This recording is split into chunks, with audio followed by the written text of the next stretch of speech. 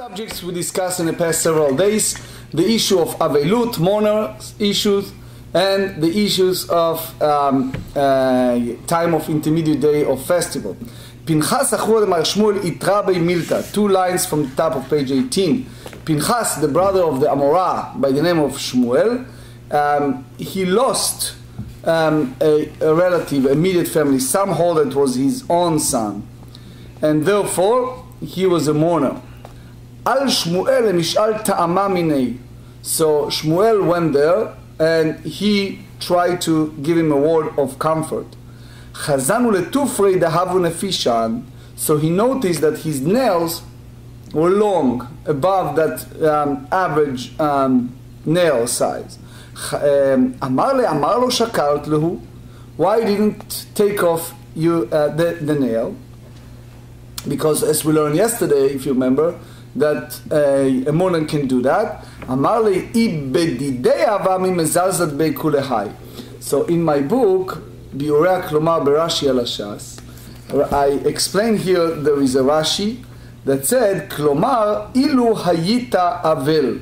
So in short, what Rashi tried to say here, I think, that it's easy for you to ask me that question because it never happened to you, so in a way you belittle my act of mourning.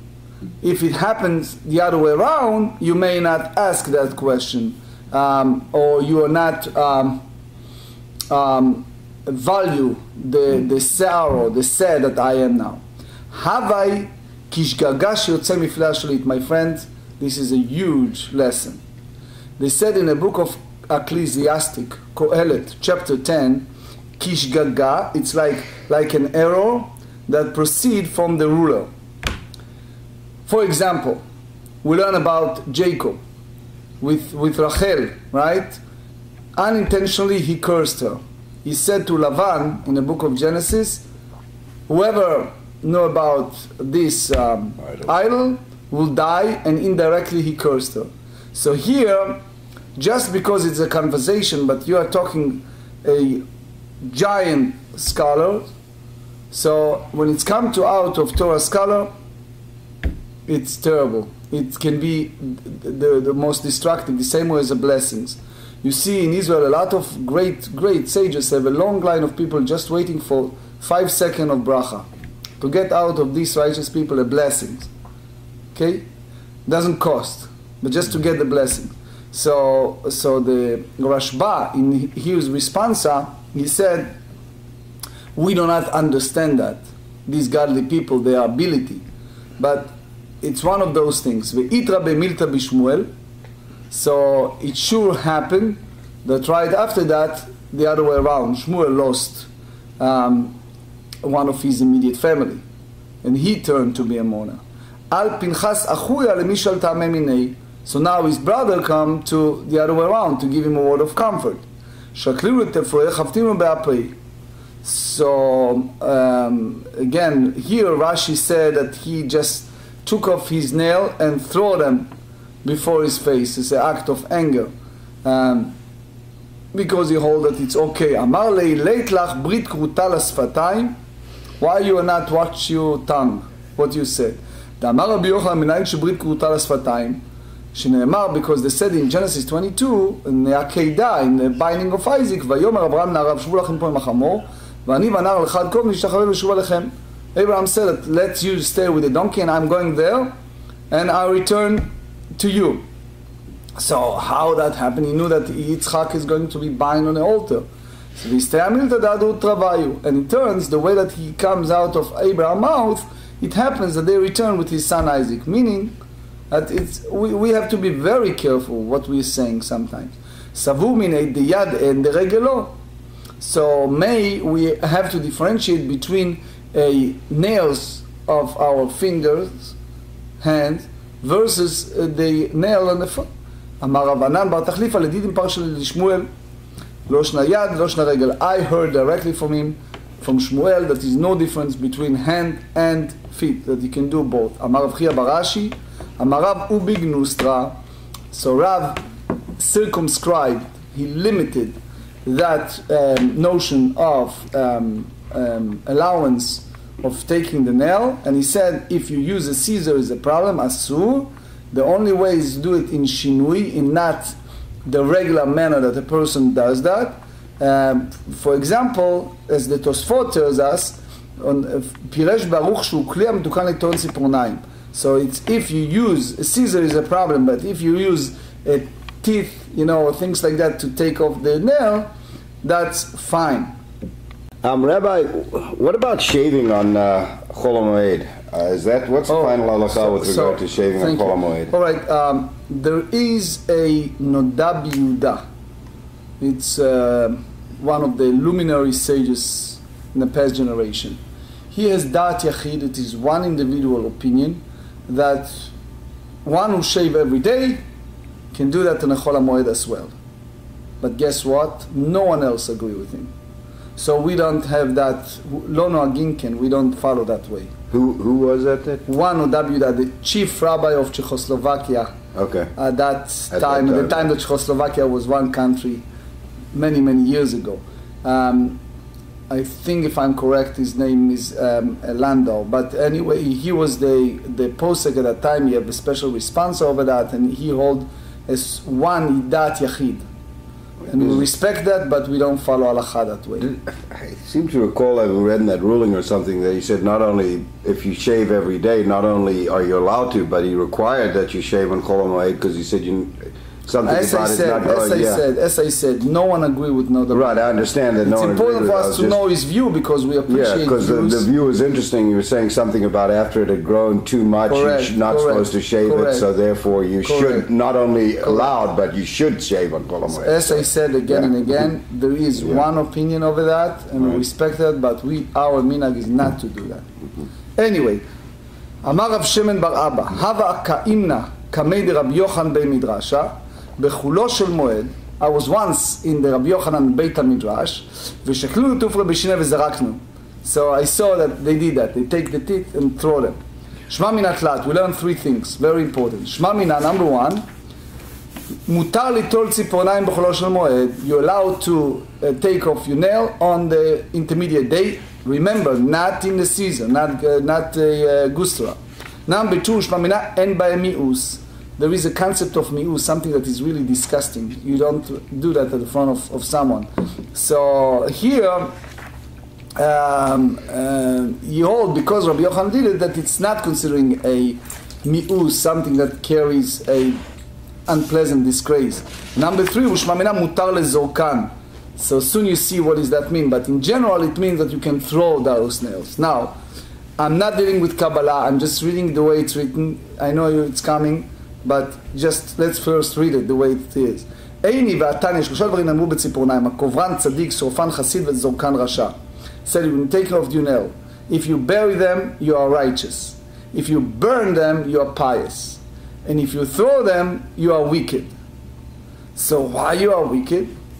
In general, Rashi said in Tractate Moed, page 17, that there is a concept of totally get rid of them, which is burning, versus bury them, that they still exist in the world, but they're not total. In other words, you put them in the ground, but you're not total get rid of them. We are concerned that maybe a pregnant woman passed by and she miscarried. What does that mean, miscarriage? So Nimukei Yosef explains there are 2 points. One is the idea of kishuf. It's some sort of sorcery, but it's hard for us to comprehend. It's something that it's more metaphysical, which I really don't wish to go there at this point. It's more relates to a mystical aspect of Judaism. Number two is, as we said, me'isut, that it's disgrace. She sees something that is disgrace and cause her to miscarriage. The Kehilot Yaakov, the great stipler, the great Rabbi Kanievsky's father, he brought in the in his explanation on Tractate Bava Kama, a book called Shmirat HaNefesh. There is a book by that name, and he said, he asked a halachic question: if someone take off his nail and throw them. And as a pregnant woman passed by, and she miscarried as a result of that, can the husband sue that person? Can he take him to a court? You know, it reminds me, I look at your faces, it reminds me, Jackie Mason used to say, what is the American Jew? Is someone who wake up in the morning and think, whom can I sue today?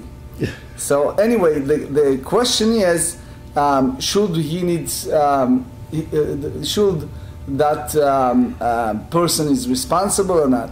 So he explained in Tractate Moed is the same as a cistern, the same as bore.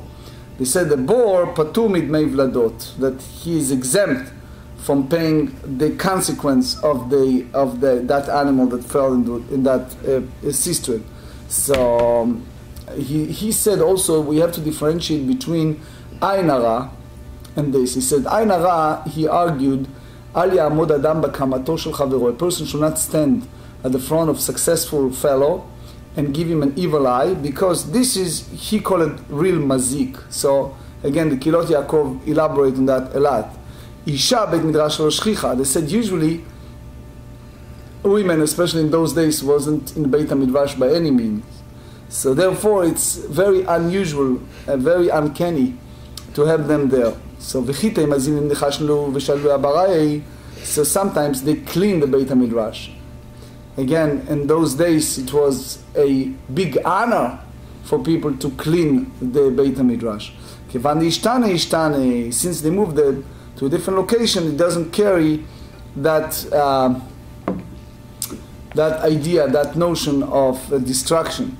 Eliyahu Rabbah, the Mishnah Berurah brought the Eliyahu Rabbah, and he said that as long as you move it to a different location, it doesn't carry any damage. Amar Rav Yudah Amar Rav, Zug ba mechamtan. Chamtan is the name of a place, Lifnei Rebbe. Umarzut ramatnei zug ba mechamtan Lifnei Rebbe ubikshu menu tzipornayim. So they ask him, can we cut the nails during the time of mourning period? והתיר להם, ואם ביקשו ממנו שפה להתיר להם. So Rashi here said, כלומר, אנא חזין על דעתי שלו לגלח השפה היה מתיר להם.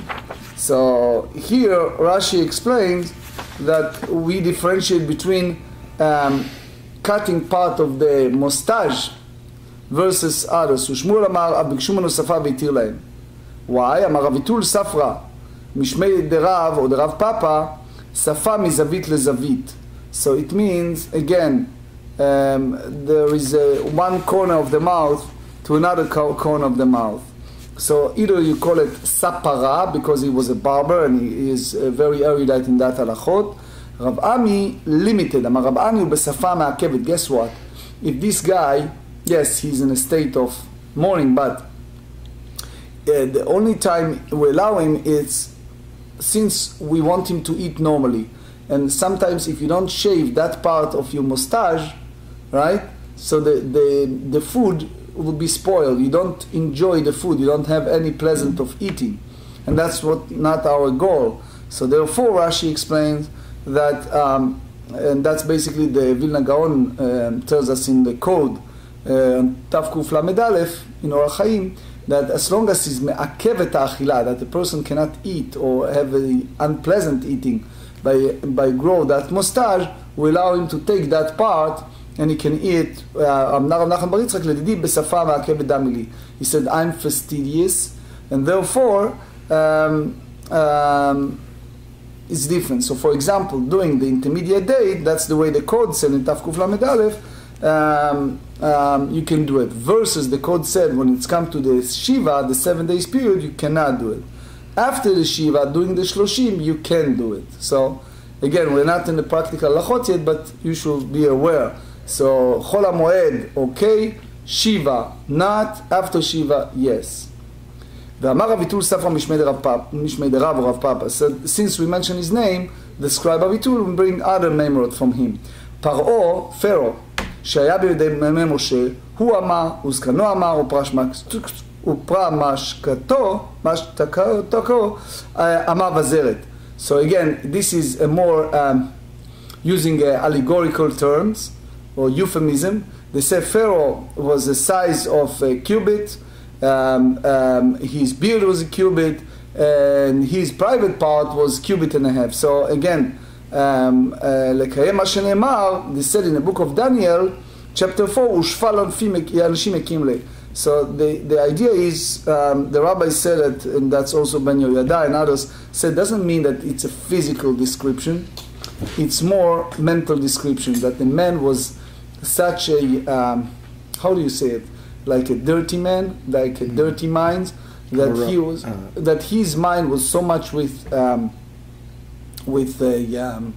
this modest, his mind was so much with, you know, how do you say it, promiscuous sex, or whatever it is, that he was so much with this, that they describe the size of his brain, size of his beard, and the size of his private place in those proportions, how much his head was involved with those things, that he was very occupied. As I assume you all know, over life, you sometimes, with all kind of circumstances of life, you meet people out there.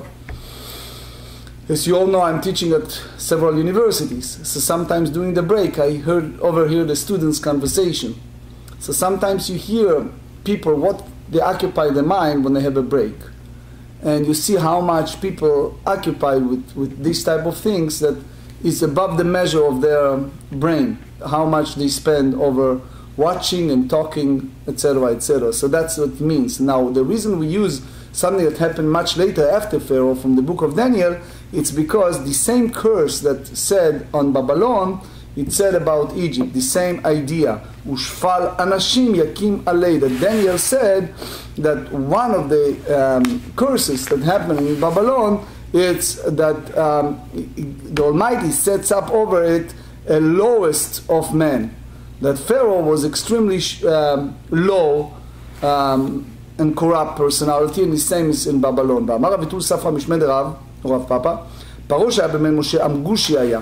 Pharaoh that lived in time of Moses was a amgushi. There are two ways to understand, but in simple, it's a sorcerer. For sure, in the Tractate Shabbat, page 75, there is a disputation. What does that mean? שנאמר, they said in the book of Shemot, chapter 7, הנה יוצא המימה. So I'm sure that we are familiar with Rashi, who quoted the book of Ezekiel, chapter 29, that Pharaoh tried to pretend, part of his charlatan behavior, he has tried to tell people that he is above nature. So when he didn't have a bathroom. Remember that Rashi on the Torah?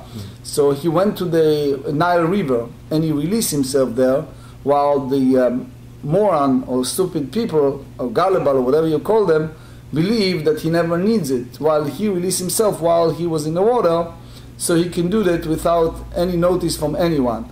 Yet Moshe Rabbeinu, Moses, know that, and he approached him there to show him that he knows the truth. That's famous text in Rashi. ואלו מחפשים במועד הבא ממדינת הים. Who are the people who can learn during the festival? So for example, there's few examples. One of them is the traveler that come from a long distance journey. אמר רב אסי, אמר רבי יוחנן, מי שאין לו אלא חלוק אחד מותר לחפשו בכל ראש מועד. If someone have only one garment, so he can go ahead and do laundry during the intermediate day of festival. מטיב רבי ירמיה, אלו מחפשים במועד דיסא, the list of people, the משנה said ממדינת הים. Hanei ein, those specific unique list, fine.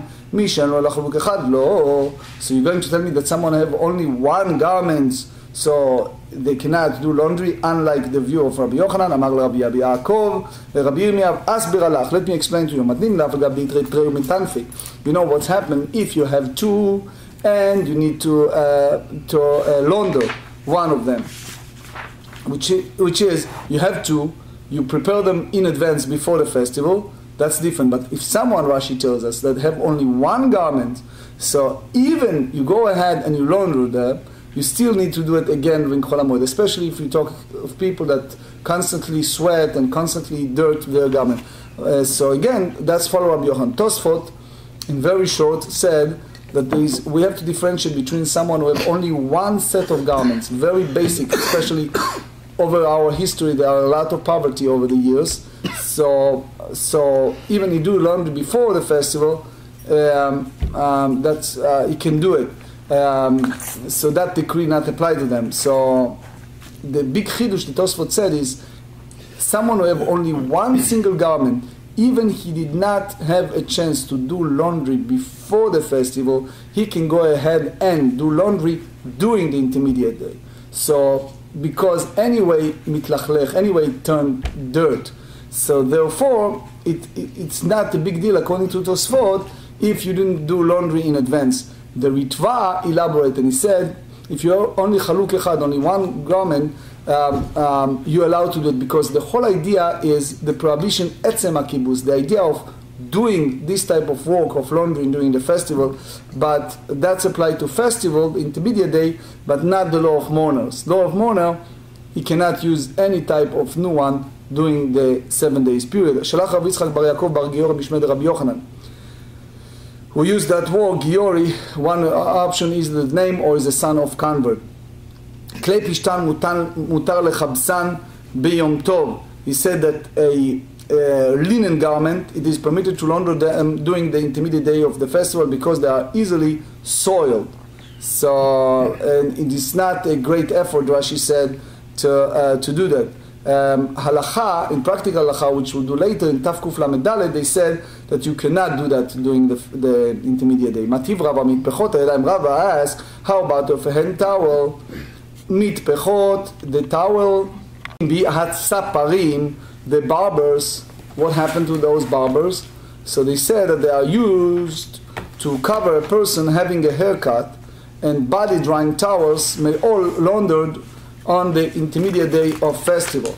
So Rashi said there are two ways. Either you talk about those towels, or you talk about mitpechot hasfarim. Tosfot also have two avenues to understand it. So hani klepishtan lo. This one yes, but linen garment you said that you cannot do laundry. Amar le'abayim at linen afilu dishar mini. So Rashi explained to us. Klomar mitpechot dishar minim. So, in short, the Rashi have the issue why you differentiate between different garments. And that's the reason why he said Klomar, and I elaborate in my book. I wish to have, I see the signal, we don't have much time. Okay, so again, it's a difference between Rashi and Nivukei Yosef. One said that it's a regular linen, others said that it's a specific one. So Bar Hedia bring the story. Bar Hedia is the same one as we discussed in Tractate Brachot, if you remember. Amar Bar Hedia, לדיני חזלי, I saw ימה של טבריה, the Kinneret River, the מפקלה משקלה דמנה קיטנה בחולת דמועד. That they use during intermediate days, they use a basin full of linen garments were brought out to be laundered during the intermediate day of the festival. So he said, you have to know that sometimes people do, and the sages are not happy with what they are doing. So it may happen that what they do is without the will of the sages. Mishnah. Now we're going to a different halachot that was very important and constantly asked, especially in the modern days of emails, can you write during the intermediate day? Because in general, it's chol hamoed. So the question is, there are two different avenues. One is called davar aved, which we discuss a lot, something that you have any monetary loss, etc. if you don't do that. Number two, it's sorchei rabim, which is a big controversy. If you need it for the public, for public need, like we explained, the utility companies, etc. So, or you need to write a decent document. So now we go specific, and we said, ve'elu kotvin b'moed, and this document may be written on the intermediate day of the festival. Kiddushay nashim, if someone writes on the document, you are sanctified to me, and the reason is shema yikadbenu acher, that maybe someone else come and catch her before you, so therefore you're allowed to do that. Don't look at me, that's the way it's written in the Mishnah. Number two, vegitin. We are in Nimot HaMashiach. Nimot HaMashiach, they said, if you know that text in the Tanakh, they said that the end of the days, it will be 7 women will be around 1 man. So there's a lot of interpretation if that's the result of war, etc. But in general, there's the idea that the moment you write that inscription, she basically betrothed to you. You sanctified her to be your potential wife. Vegitin, and also the other way around, the scroll of writing the bill of divorce. Veshovarim, there is a document that you give an effect to pay the debt, someone to the person who borrow. How do you say in those days? Note, right? Notes we get from banks. The daikati is someone who's terminally ill and it's clear that he's going to pass, and he asks people to write for him certain documents. So again, you have to do that during intermediate days. You don't have other choice because he can pass suddenly, right? Matana, so if someone give while they're alive to other people, uprus bulin. Prus bulin meaning that this the kana of Hillel, that lender doesn't wish to give money to other people because they abuse that by using the sabbatical year, every 7-year period, not to pay the debt. So therefore, it's a document that circumvents those crooks by having them have a promissory note that left in a court, rabbinic court, that basically bailed sure that those people who go ahead and lend, because otherwise the lender doesn't want to give money to people because people take advantage of that year. So it's a big question when they do it. It's a diyun ba'achronim, it's a discussion. You write prosbul the middle of the year, the beginning of the year, the end of the year. Anyway, so that's the idea of Hillel in Tractate Gittin, page 36. That's Takanat Hillel. Igrot Shum, you have brothers that divided. So again, that's the Davar Aved in regards to lending. Veigrot Mazon, the commitment that the person commit himself when he married, that he obligated to support her financially, and especially talk about daughter from previous marriage.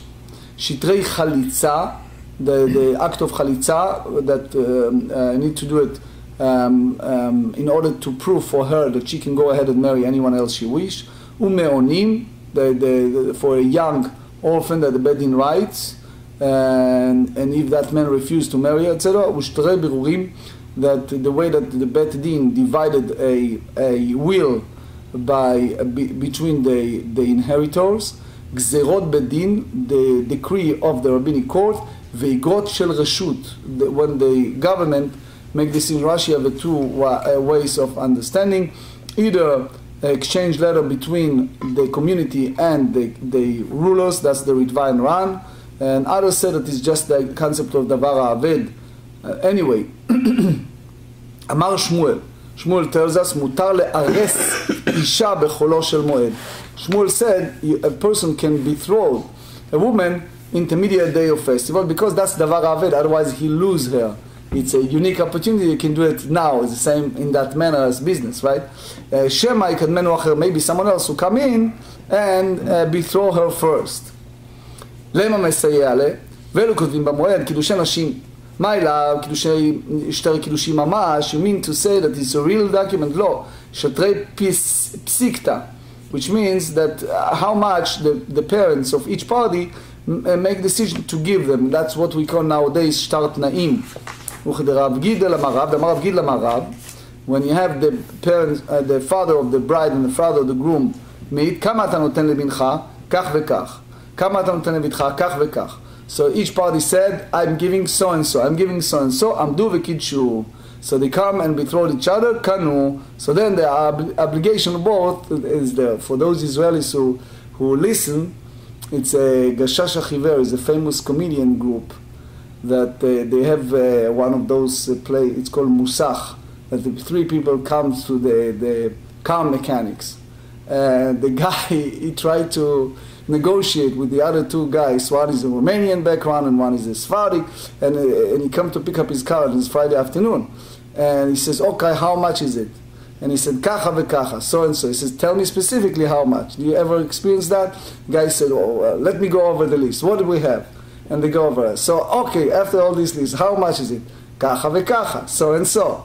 And the other guy said, so, and they start arguing. Then he said, you know, I'm a builder, I'm doing the same when I'm contract. I come to a place and I said, it's cost so and so and so, and how much? Kacha vekacha. You know, like you heard last night at the board meeting, right? You have a guy that come and give you offer, and then you think that it's done, and he comes back from the city and he said, oh, I didn't anticipate so and so, so how much is kacha vekacha? So therefore, henen advarim haniknim ba'amira. This is the things that you take a person's word, and then, especially during the Chol HaMoed, people have a time to fight.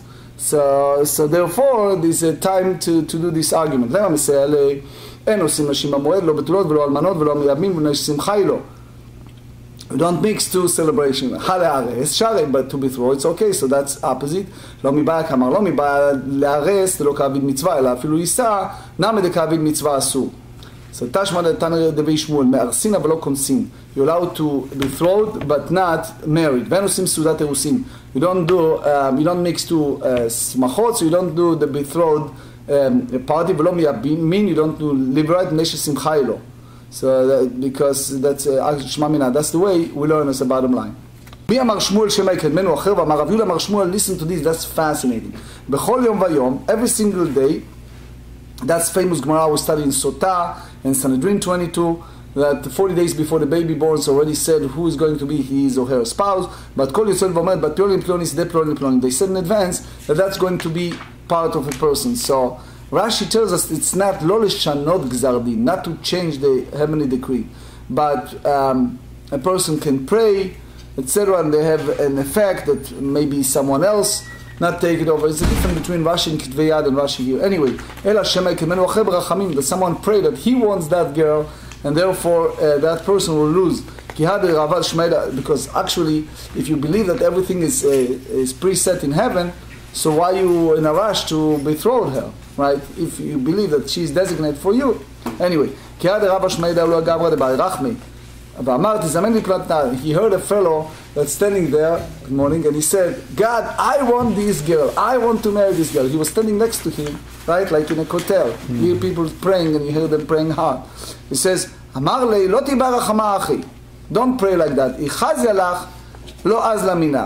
If in heaven it was befitting for you, so then it's different. Ve'ilo, kafarta ba'Hashem. But if not, and Rashi explained to us here, but if not, kafarta ba'Hashem, where is it? באמנה. וכאמר לו, זה לא מסייע אצלו את הכלום, הואיל ולא מזם לך, כלומר, השתצלינה את עלה ולא הסתייע מילתא. So Rashi here said that it's a dangerous area, that the person can go to kfirah, to act of heresy, because you feel, oh, I pray, and nothing happens. So Rashi in Kitvei Yad said, guess what happened? You sometimes pray for something that is not good for you, right? You maybe pray for someone and you are so desperate to marry her, and it can be a horrible marriage, right? So be careful what you're praying for. Anyway, do you ever heard about a guy that prayed to win a lottery, and then when he won, it was the worst thing, the worst curse that happened to him? I heard those stories. Anyway, and then he heard that person say, oh, you will lemut mikama, or itamut mikamei. Okay, God, guess what I pray? I pray that either one of us die before the others, which means I cannot live seeing her marry someone else. Amar lei, lama mina lach lo tiba ala debil charachi. You know, why are you praying such a thing? אמר רב משמואל רבי ראובן בסרבול המתורה ונביאים לכתובים מהשם אישה לאיש. It's from God, the designate woman to man. מן התורה דכתיב, והלבן ותואל ואמרו מהשם מצא הדבר, מן הנביאים דכתיב, ואביו ימולדו מהשם ההיא, ומכתובים דכתיב, בית ואור נחלת אבות, מהשם יישא מה שצריך. So basically it's a heavenly decree, etc., etc., and that's it. Don't waste your energy over that. I know a story in Israel about a guy who owns one of the biggest manufacturer of food, no name, no information, and he went to the former Gerrer Rebbe, the big Hasidic Rebbe, had tens of thousands Hasidim, and he said, I have a huge deal with America and a huge business deal, and I want the Rebbe to tell me with the Ruach HaKodesh, with the special Holy Spirit that the Rebbe has, if it's a good deal or not a good deal. So Rebbe looked at him and says, okay, I understand that you believe that I have a Ruach HaKodesh, but if I have that, I'm not going to waste my Ruach HaKodesh over this. Anyway, ואמר רב משום רבי ראובן בן יצטרובלי, ואמר לה בנתיתן תנא, אמר רבי ראובן בן יצטרובלי, אין אדם נחשב בדבר אלא אם כן עשהו, ואם לא עשה כולו עשה מקצת טוב, אם לא עשה מקצת טוב יראה בלבי לא עשה טוב, אם לא יראה בלבי לא עשה טוב, האחים שעשו ושמח. אוי, that's perfect for David Cohen. Why? Because what they said here is if a person is suspected for something, right, you're a private detective, so you know it, right? So it's involved with something. There's no smoke without fire, right? So if he didn't do it, he was part of that. He didn't do part of that, he thought about doing it. It's something there if it's involved. And the Maharsha said, God make a person in such a circumstance so people start watching him. It has to be some background for this situation. Mativ Rabbi Yaakov. So now we talk about the 10 tribes. ויחפו בני ישראל דברים אשר לא כן על השם אלוקיהם. So it means that there are sometimes people have suspected other people for no basic reason. Hatam le'achisu avut. So he said that did it on purpose to anger Hashem. Tashma vayikanu leMoshe b'machane l'Aaron kadosh Hashem. He said in Tehillim, chapter 106, that they turned to against Moshe and Aaron, that they are holy people. So Rav Shmuel bar Yitzchak amar melamed shekol echad kineh leishto Moshe. That everyone warned Moshe Rabbeinu not to have anything to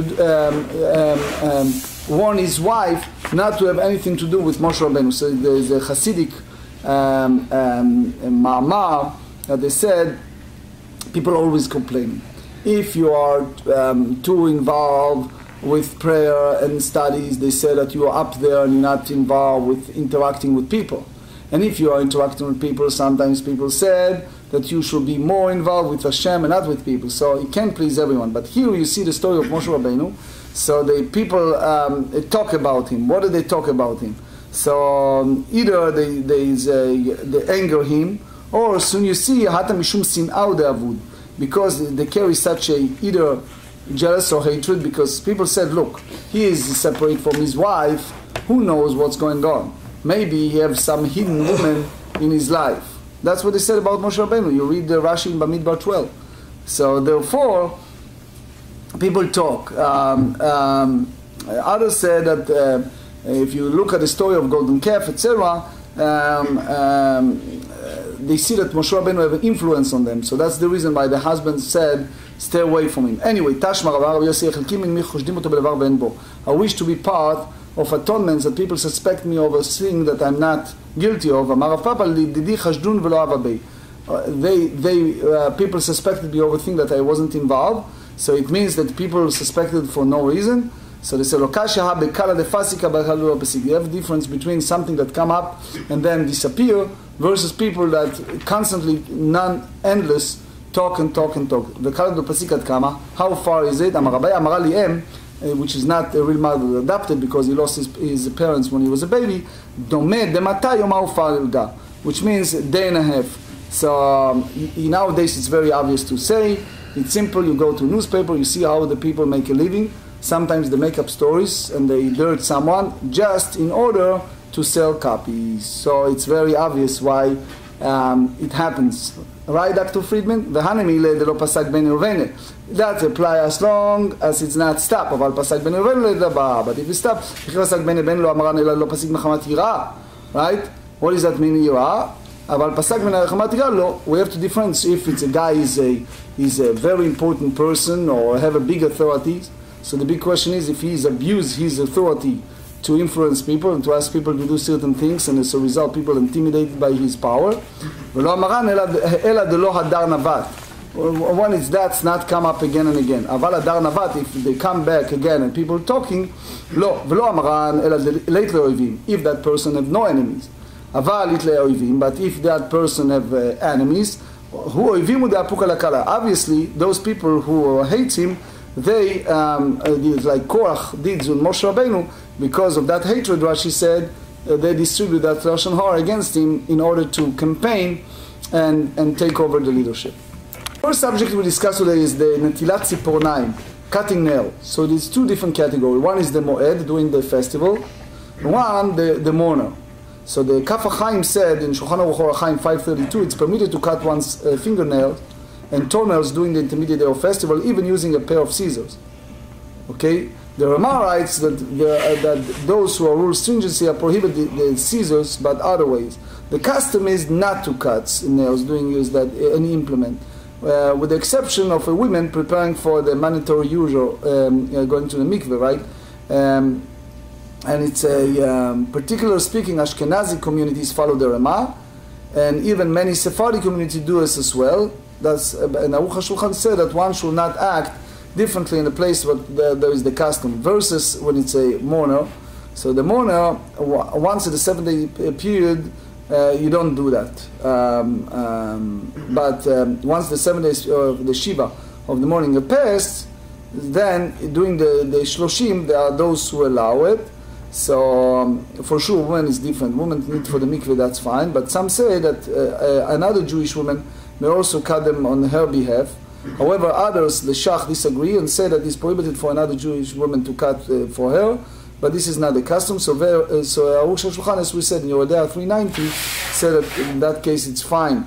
Now, we should know that the Magen Avraham said in Orach Chaim 260, we should be careful what we're doing with the nail. As the Gemara said, is a two ways. When one cut his nails, it's preferable that he does not throw away the clip things, but instead he should bury them or burn them. So we said the chassid burying them, that's the base. Burn them meaning they disappear from the world, but bury them is also good as long as you're not throwing them. As you see, the Gemara said that it's dangerous for a pregnant woman, and again, it's a little Kabbalah, but that's the way the Gemara said. So we have to be careful with leftover. What daf is that on? What? It's in 18. Okay. Ktiva b'chol hamoed, writing. During the intermediate day of festival, it's permitted to write documents of betrothal, document of stipulation, bill of divorce, receipt for payment of death, wills, gift document, prosbulim, etc. So the key is we have always to measure. That's the Taz in Shulchan Aruch Orach Chaim 545. If it's really davar aved or not. If it's in a category of davar aved, then it's different. But if not, then we should postpone it and do it afterwards. So always a person needs to measure how far is the davar aved. Also in Tzorchei Rabim, if it's need for public, again, it's the measure. If you can do it after the Moed, so then by force of circumstance, you're doing even during the intermediate day of the festival.